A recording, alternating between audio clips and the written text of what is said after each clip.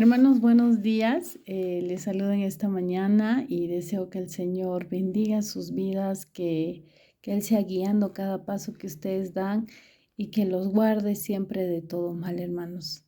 Vamos a compartir en esta mañana el devocional que es Primera de Corintios, capítulo 15. Este capítulo nos habla de una de las situaciones más difíciles que tenemos que enfrentar como seres humanos, y es la muerte. Y ahí nos habla de la muerte y del significado real de la resurrección, ¿no? Y de lo que debería significar para nosotros la resurrección. Primero, Pablo nos habla en los primeros versículos acerca de que murió Jesús para pagar nuestras culpas. Eso debemos tenerlo claro, hermanos. Cuando Jesús muere, paga por nuestros pecados, porque en la Biblia bien claro dice que la paga del pecado es muerte, ¿no? Y no habla solamente de una muerte física, habla de una muerte espiritual. Y cuando nosotros hablamos de muerte espiritual, hablamos de un destino eterno lejos de Dios, ¿ya? Es decir, ¿dónde? Donde la Biblia lo menciona, ¿no? Que es el infierno, un destino lejos de Dios. Eso dice que es la paga.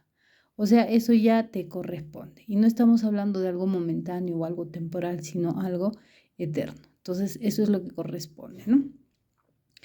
Ahora, vamos a entender a medida que vamos pasando los versículos, que si bien es cierto, la muerte es la paga de ese pecado, pero lo que a nosotros nos permite tener una vida eterna ya, o sea, junto a Dios, una eternidad junto a Dios, es la resurrección, hermanos, porque la resurrección es la victoria sobre la muerte. Si bien es cierto, nos correspondía y nos corresponde la muerte, cuando Jesucristo resucita, vence a la muerte. Entonces, nos da una oportunidad de vivir con Cristo, ¿ya? Entonces vamos a ver que en la primera parte también Pablo nos habla de la muerte de Cristo y también nos dice y nos documenta las evidencias que certifican la resurrección de Cristo.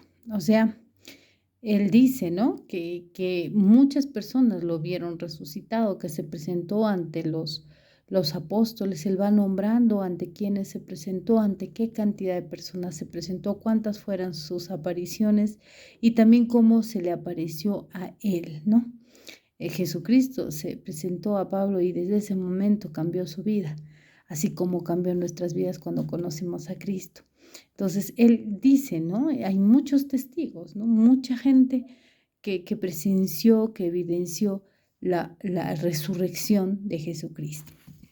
Ahora vamos a leer el versículo 12, y el 12, el 14 y también vamos a ver el 17 y dice: pero si se predica de Cristo que resucitó de los muertos, ¿cómo dicen algunos entre vosotros? O sea, no era la gente que no pertenecía a la iglesia, sino era gente de la iglesia, ¿no? Entre vosotros que no hay resurrección de muertos.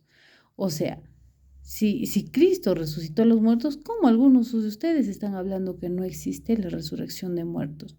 Porque si no hay resurrección de muertos, tampoco Cristo resucitó. Claro, porque debemos entender que Cristo estaba en un cuerpo humano. Y si fue posible su resurrección, entonces es posible la resurrección de los hombres, ¿no? Y si niegan eso, también niegan la resurrección de Jesús. Y si Cristo no resucitó, vana es entonces nuestra predicación. Y aquí viene lo que les comentaba, hermanos. Vana es también nuestra fe. Y si Cristo no resucitó, vuestra fe es vana. Aún estáis en vuestros pecados, dice en el versículo 17. O sea, hermanos, la muerte es la paga, no es el costo de lo que hemos hecho. Pero la resurrección a nosotros nos permite y nos otorga el privilegio de poder tener vida eterna, hermanos. Porque dice que si nosotros no creemos en la resurrección, entonces prácticamente no tiene ningún sentido hablar acerca de Jesucristo, hablar de la salvación, de una vida eterna, de un arrepentimiento de pecados. No tiene ya sentido nada si no creemos en que Él resucitó. Y ahora vamos al versículo 19 y dice: Si esta vida solamente esperamos en Cristo, somos más dignos de conmiseración que todos los hombres, ¿no? O sea, entonces, ¿para qué predicamos? Solamente la esperanza está para tener una mejor vida acá y de ahí se acaba todo y nadie resucita, todos quedamos muertos eternamente. Solamente el objetivo es mejorar nuestra vida aquí en la tierra. No, hermanos, nuestra esperanza va más allá. Va por el hecho de tener una vida eterna, una vida junto a Dios, ¿no? Ahora pasamos al versículo 32 donde dice, si como hombre batallé en Éfeso contra fieras, ¿qué me aprovechará? Si los muertos no resucitan, comamos, bebamos, porque mañana nos moriremos, ¿no? O sea, él dice, tanto que he batallado, tantas luchas que he tenido, tanto que he hecho, ¿no? O sea, al predicar, al defender la palabra, al luchar para que la gente pueda convertirse, todas mis luchas, mis batallas, entonces, ¿en qué me va a aprovechar? No tiene ya ningún sentido haberlo hecho. Total, si los muertos no resucitan, comamos, bebamos, porque mañana moriremos. Entonces, esto nos habla de lo que la gente cree, hermanos. El enemigo ha engañado tanto a la gente y con tantas filosofías, con tantos pensamientos que hoy en día existen, que dicen que después de la muerte no existe nada. Entonces, si no existe nada, ¿por qué tendríamos que hacer lo bueno, no es cierto? ¿Por qué tendríamos que esforzarnos por agradar a Dios? Porque si después de la muerte ya no existe nada, ya nada tiene sentido, ya no hay nada, entonces, ¿para qué nos cuidamos? ¿Para qué guardamos la palabra de Dios? ¿Para qué tratamos de agradar a Dios? No, no tendría ningún sentido. Y la gente habla así, ¿no? Dicen, muchos de ellos dicen, pero si te vas a morir, aprovecha ahora, haz todo lo que quieras ahora, dale placer a tu carne al máximo, porque esta es la única vida que tienes, no vas a tener más, entonces aprovechala, toma, haz todo lo malo, haz daño a los demás, hazte daño a ti mismo, porque esta vida es todo lo que tenemos. Y el enemigo les ha engañado y les ha hecho creer eso. Por eso es que ellos hacen todo lo malo pensando que al hacer lo malo no van a tener ningún tipo de consecuencia. Pero eso no dice la palabra, hermanos. También el 33 dice, no erréis, las malas conversaciones corrompen las buenas costumbres. Y este es un versículo muy conocido y que debemos tener en cuenta, hermanos. O sea, nosotros pensamos que con conversar o con decir algo a alguien eso no va a afectar nuestro comportamiento, pero somos influencia, hermanos. O sea, todo lo que hablamos, lo que conversamos, lo que llega a nuestro oído, va a determinar nuestro comportamiento. Y si nosotros empezamos a frecuentar, a comunicarnos con personas que piensan de la manera en la que les dije, que viven la vida por vivir, que no viven con ninguna responsabilidad, entonces ellos van a hablarnos a nosotros y eso va a terminar contaminando nuestra mente y nuestro corazón y eso va a producir un comportamiento inadecuado en nosotros. Por eso dice, las malas conversaciones corrompen las buenas costumbres. Entonces es necesario no estar junto a ellos, es necesario siempre guardar nuestra distancia, porque no podemos decir, no, que hable cualquier cosa, yo puedo hablar, pero no lo voy a hacer. No es así, hermanos. Nuestro pensamiento es el que determina nuestro comportamiento. Todo lo que ingresa a nosotros es influencia, es un alimento. Entonces es necesario apartarnos de esas malas conversaciones, ¿no? Ahora en el versículo 42 dice, así también era la resurrección de los muertos. Se siembra en corrupción, el que se siembra en corrupción y resucitará en incorrupción. Se siembra en deshonra, resucitará en gloria. Se siembra debilidad, resucitará en poder. Esto de sembrar significa la muerte, hermanos. Vamos a morir porque al final nuestra naturaleza es pecaminosa. Nosotros estamos dentro de lo que es corrupto, de lo que es deshonroso y de lo que es debilidad. Sin embargo, cuando nosotros resucitemos, vamos a resucitar en incorrupción, vamos a resucitar en gloria, dice, y con poder. Entonces, esta es nuestra esperanza, hermanos. Esa es nuestra esperanza. la resurrección. Ahora en 54 dice, y cuando esto corruptible se haya vestido de incorrupción y esto mortal se haya vestido de inmortalidad, entonces se cumplirá la palabra que está escrita.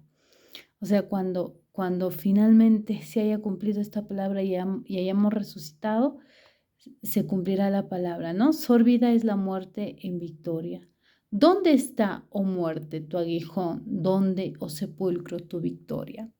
Es una frase desafiante a la muerte, diciéndole, ¿dónde está tu victoria? Porque nosotros, hermanos, a lo que más tememos como seres humanos y lo que ni la ciencia, ni ninguna persona, ni ninguna cosa ha podido vencer es a la muerte.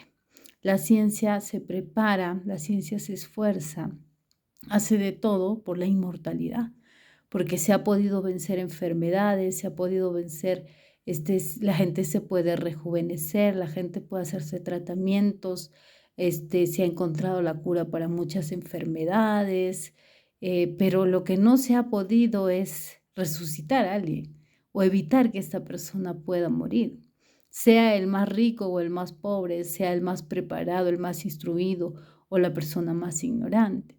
Entonces, esto no se ha podido vencer, hermanos, no se ha podido vencer.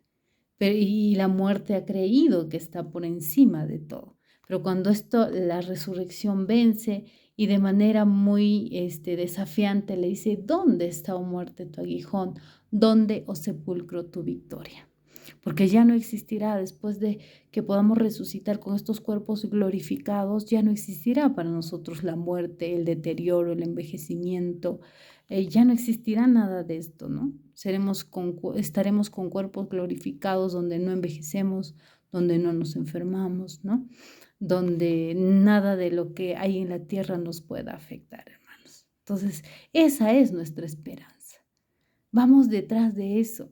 Por eso es que la vida que tenemos aquí en la tierra, sabemos nosotros que no es lo más importante que tenemos y que acá nosotros tenemos que trabajar para que en el futuro podamos disfrutar de esa resurrección, de esa vida juntamente con Dios, hermanos. No nos dejemos engañar.